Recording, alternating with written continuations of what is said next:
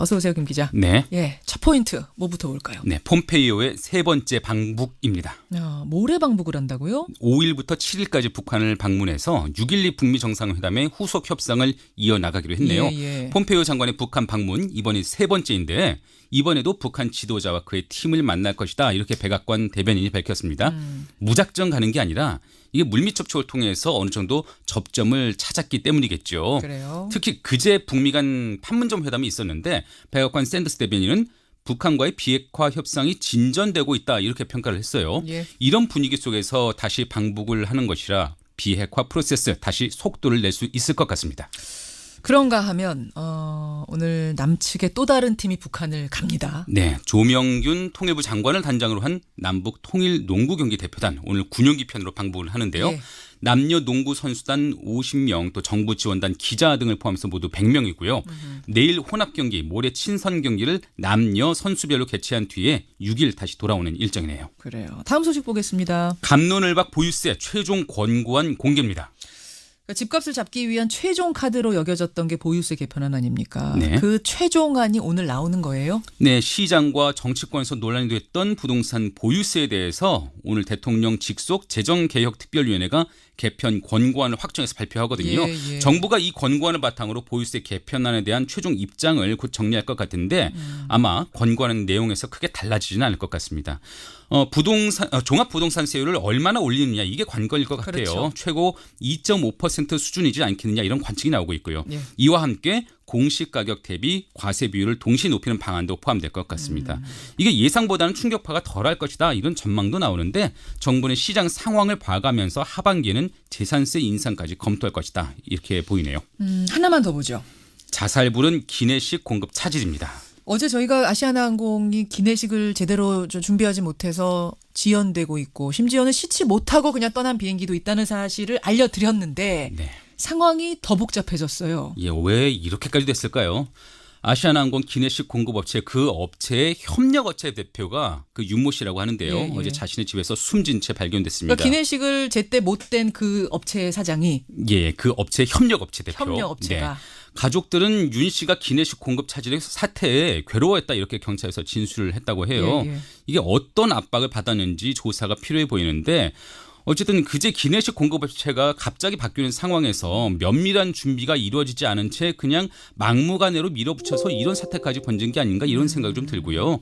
바른미래당 하태경 의원은 대한항공은 심한 갑질에도 사람이 죽진 않았다. 아시아나는 어떤 슈퍼 갑질을 냈길래 사람이 목숨을 버리느냐 이렇게 질타하기도 했네요. 이게요. 좀 들여다보니까 복잡해요. 네네. 복잡한 상황이더라고요. 저희가 오늘 행간에서 준비했습니다. 이 아시아나 기내식대란의 이면 행간 들여다보죠. 수고하셨습니다. 감사합니다. 국회 후반기 원구성 협상을 재개합니다. 민주당은 늦어도 이번 주에는 원구성을 마무리할 뜻을 밝혔습니다. 더 이상 국회가 직무유기하는 모습을 국민들께 보여서는 안 됩니다. 늦어도 이번 주 내에는 원구성 협상을 마무리하고 국회를 정상화해야 됩니다. 국회만 밥값을 못한다. 이번 주 내에 원구성 협상을 완료해야 한다. 민주당 원내대표의 말입니다. 맞습니다.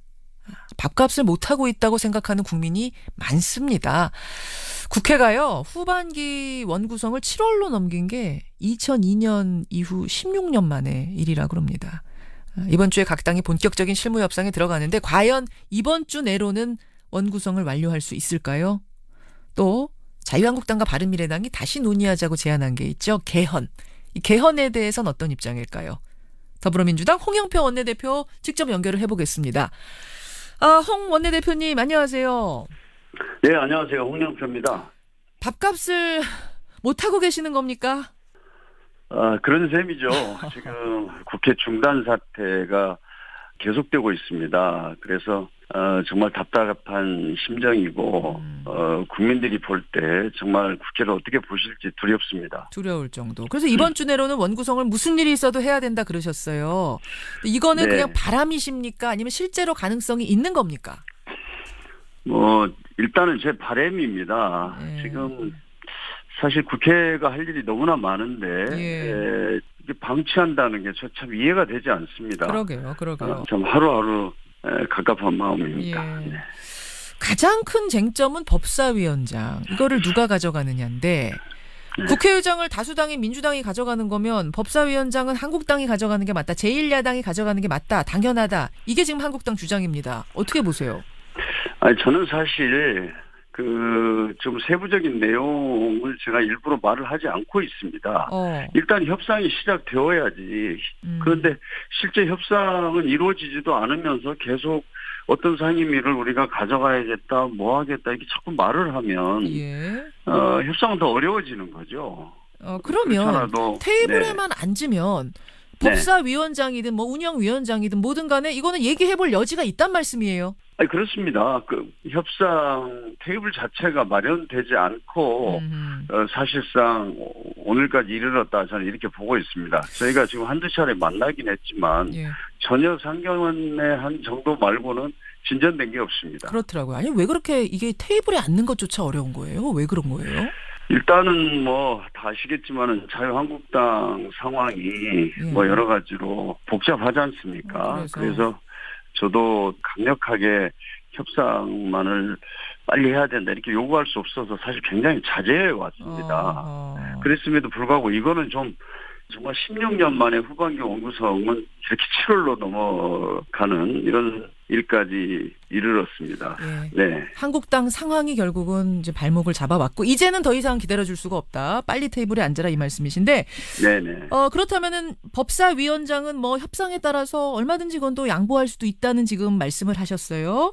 아니 저는 지금 법사위다 뭐다 이거를 저는 뭐 공식적으로 말해본 적이 없습니다. 왜 그러냐면 협상 테이블에서 말하는 것이 맞죠. 네네. 뭐 지금 사실은 이 패들을 다 보여주기는 어려우실 거라는 건 저도 이해가 되고요. 네네. 분명한 건 재헌절까지 결론 안 나면 7월 17일까지 결론 안 나면 재헌절에 국회의장 없이 최다선 서청원 의원이 경축사 낭독해야 되는 상황 발생하는 거죠. 그렇습니다. 그 전엔 완료가 분명히 돼야 되는 거죠.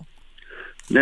아무튼 저 좀 또 그 날짜도 굉장히 의미가 있고 그래서 전 초조한데 참 그런 것들에 대해서 뭐 대수롭게 생각하지 않는 분위기에 대해서 제가 이해하기가 어렵습니다. 네. 알겠습니다. 그런 초유의 사태는 좀 벌어지지 않았으면 좋겠고 이런 가운데 자유한국당과 바른미래당 두 보수 야당이 개헌 카드를 들고 나왔습니다. 그러니까 원구성 협상 과정에서 개헌 문제까지 같이 논의를 해보자. 다시 시작해보자. 이런 제안입니다. 어떻게 생각하세요? 콩 원내대표님. 국민 여러분께서도 다 아시지만 개헌 문제는 국회에서 1년 6개월 동안 개헌 특위를 만들어서 사실 정쟁만 하다 저는 끝났다고 생각합니다. 그래서 또 대통령께서 대선 때 공약을 했기 때문에 정부에 안을 제출했는데 그것을 국회에서 또 국회법에 따른 절차를 밟지도 않고 표결에 참여하지도 않고 사실상의 폐기 처분을 했거든요.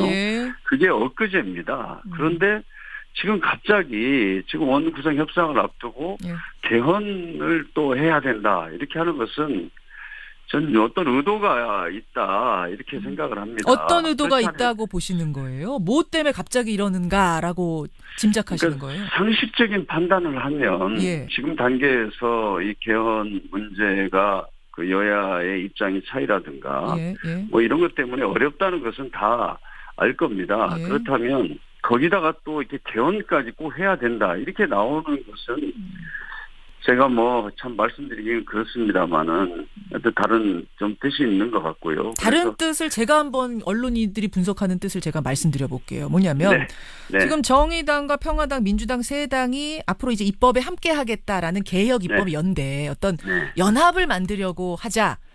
불안해진 보수당들이 그 연대를 좀 해체해 보려고. 왜냐하면은 개헌에 대해서는 그 정의당 입장하고 민주당 입장하고 평화당 입장 다 다르잖아요. 그 대열을 좀 흐트러 보고자 하는 의도 아니냐, 뭐 이런 분석들을 내놓더라고요.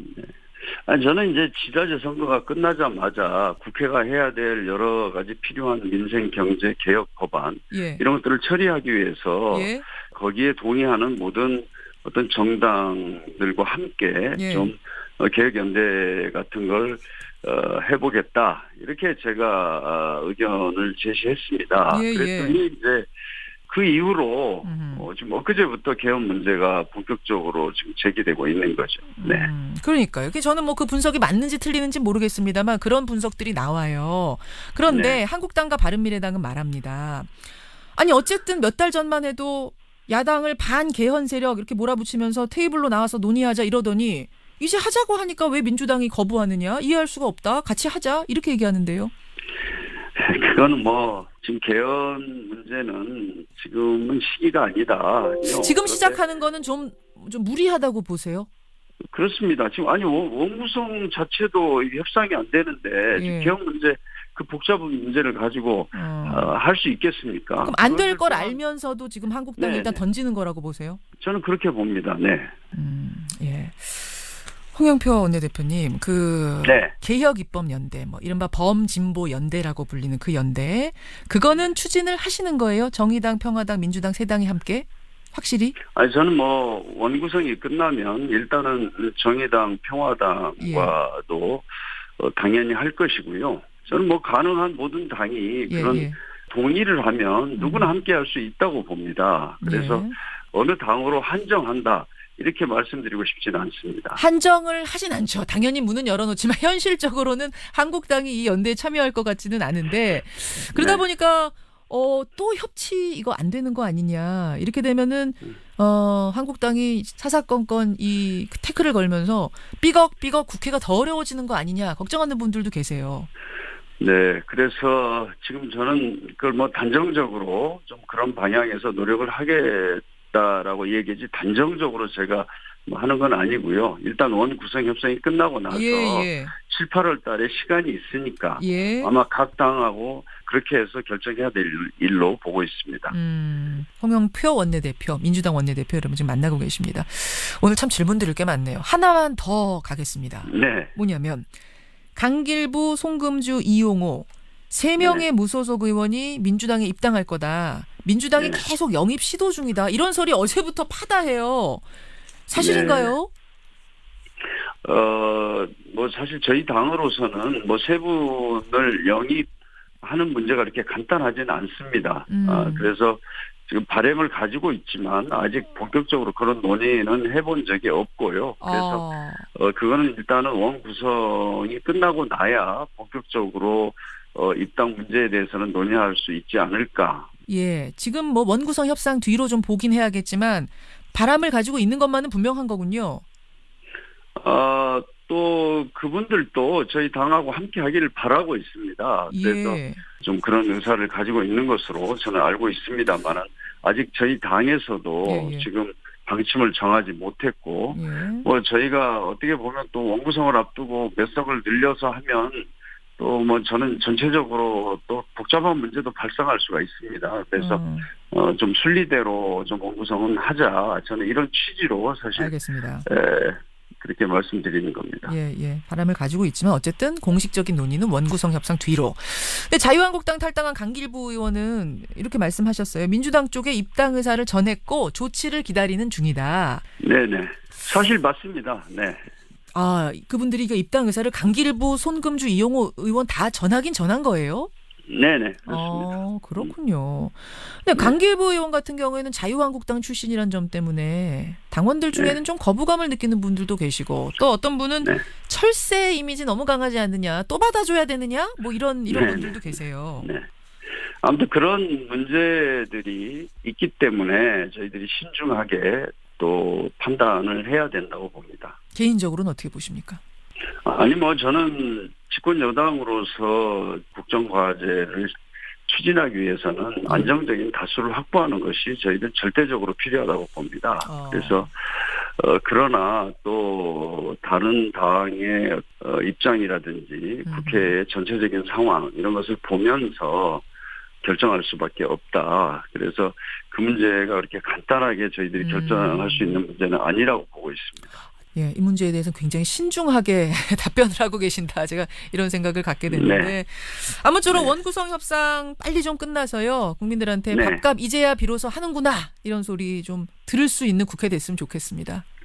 네, 이번 주까지 하도록 최선을 다해보겠습니다. 예, 여기까지 말씀 듣죠. 고맙습니다. 네, 감사합니다. 더불어민주당 홍영표 원내대표였습니다.